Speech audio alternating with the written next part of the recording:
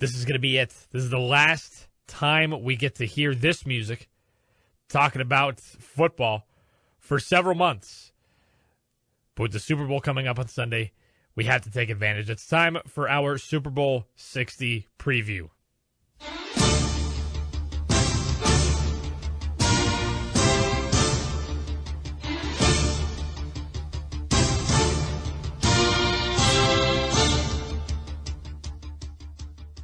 Okay, so Super Bowl 60, Patriots and Seahawks. Kickoff will be at 6:30 on Sunday. They're from, where is it, the home of the 49ers? Levi's Stadium. So, on paper, the Seahawks definitely seem like they have the edge. The Seahawks, especially offensively, still very good. I think the Patriots definitely have the edge in terms of a better offense, but the Seahawks, I think, definitely have a lot better of a defense than the defense that is possessed by the Patriots. I mean, offensively, for the Seahawks, they still have a pretty decent rushing offense. Not great,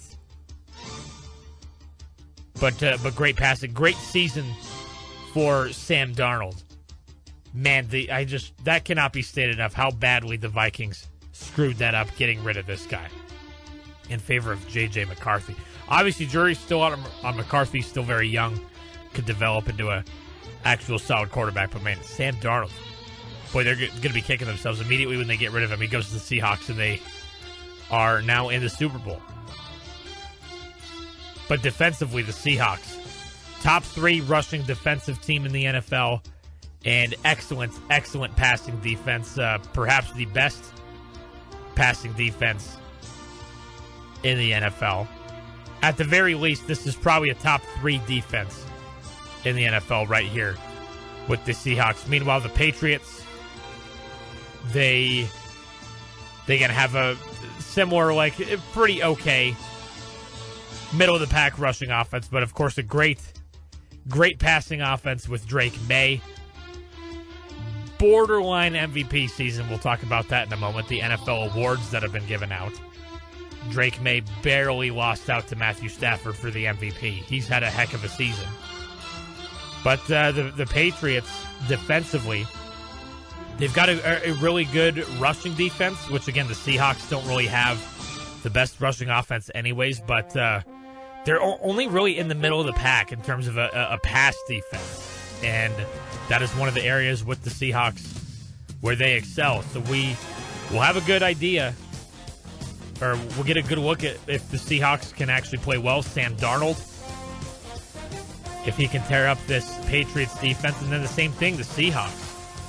We'll see what they can do defensively against this high-caliber Patriots offense with Drake May at the helm. Looking at these teams in the regular season, both teams went 14-3, won their divisions, the AFC East for the Patriots and the NFC West for the Seahawks. By the way, easily the toughest division in the NFL with 3 just complete contending teams right there with the 49ers and the Rams as well as the Seahawks. The Seahawks had the number 1 seed in the NFC, had to bye. The Patriots had the number 2 seed in the AFC. However, despite these identical 14-3 records in the regular season, the Patriots had by far the easiest strength of schedule in the NFL. The Seahawks had the 8th most difficult schedule in the NFL. Looking at their 3 losses, Patriots lost to the Raiders in Week 1, the Steelers in Week 3, and the Bills in Week 15. And 2 of those 3 losses, yeah, especially the Raiders. Man, especially how that Raiders team turned out. It's crazy to fathom that they were able to take on the Patriots, even though Week 1, very early in the season. Steelers in Week 3, that's still not a great loss as well. Bills obviously were the Bills. They heated up at the end of the season. Meanwhile, best wins for the Patriots, Bills and the Ravens. That early win against the Bills, people at the time were thinking wow, that's a shock loss for the Bills. But then as the season went on, it's okay, maybe the Patriots are actually a pretty solid team. And obviously here they are in the Super Bowl. Meanwhile, for the Seahawks, their losses, 49ers in Week 1, the Buccaneers in Week 5. Obviously the Buccaneers very hot to start the season, and the Seahawks, were a part of that buzzsaw.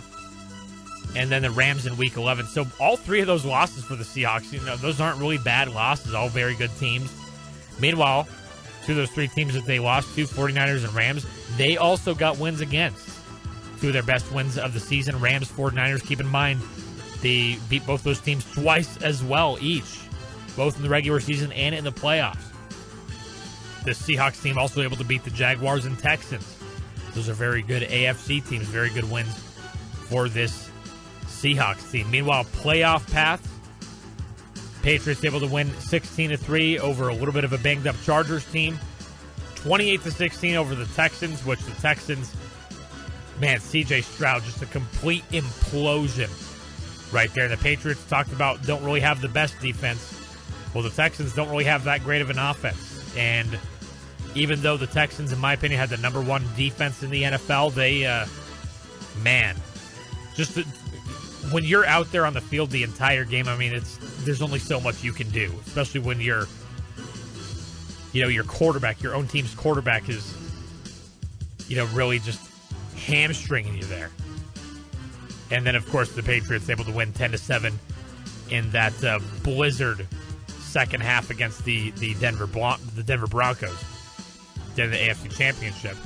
Seahawks, meanwhile, they got a bye in the first round, being the number one seed in the NFC.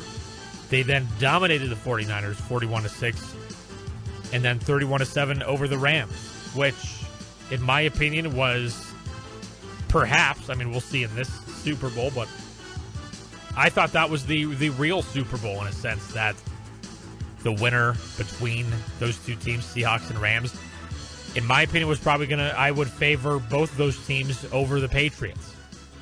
So that one was a thrower. Both teams had the momentum at different times in the game. It looked like Seahawks were going to pull away early, then the Rams come right back into it.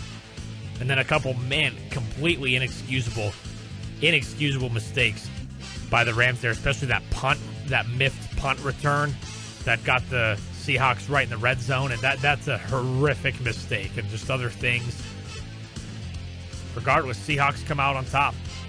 And to beat that Rams team twice in a season, that's nothing to sniff at right there. But all said and done, I'm a lot more impressed by the Seahawks team top to bottom. I would give the Patriots a slight edge comparing these two teams' offenses. The Patriots probably have a slightly better offense, but I think the Seahawks have a much better defense than the Patriots do. And I'm more impressed with the Seahawks season from top to bottom, both in the regular season and their path to the Super Bowl in the playoffs. The Patriots, again, I mentioned, easiest strength of schedule in the NFL. And I'm really not impressed by some of their bigger ones. Again, really the Ravens, even with Lamar Jackson coming back, it's still was not really a great team this year. And the Bills, obviously, that's really their only solid win in the regular season. In the playoffs, obviously, credit to taking down the Texans and Broncos. As fluky as I've said the Broncos have been, beating them in their joint with that defense in a game of those difficult conditions, both teams missing field goals with the weather, it's crazy. That said, I'm still more impressed with the Seahawks playoff wins than I am the Patriots playoff wins. So the Seattle Seahawks are 4.5-point favorites over the Patriots in the Super Bowl. I'm actually kind of surprised. That's a little bit of a low spread, in my opinion. I thought the Seahawks at least should be getting 6.5 points in this one, but I'm going with the Seahawks. Everything that I've laid out for you. Good job, Patriots, to make it this far. Huge bounce-back season after a rough couple of seasons rebuilding, but Seahawks. I think the Seahawks are going to be Super Bowl 60 champions. So there you go. There's our Super Bowl preview. Super Bowl 60, again, coming up on Sunday. We will also have live coverage for you right here on Jackson's Fox Sports 101.9 FM. Super Bowl 60 there in, Santa Clara, California? It's not San Francisco. It's outside of there. So, regardless, Patriots, Seahawks, I think the Seahawks are going to take that matchup. If you missed today's installment of On the Docket, podcast it at foxsports1019.com or wherever you get your podcasts. Be sure to tune in live weekdays at noon on Jackson's Fox Sports 101.9 FM.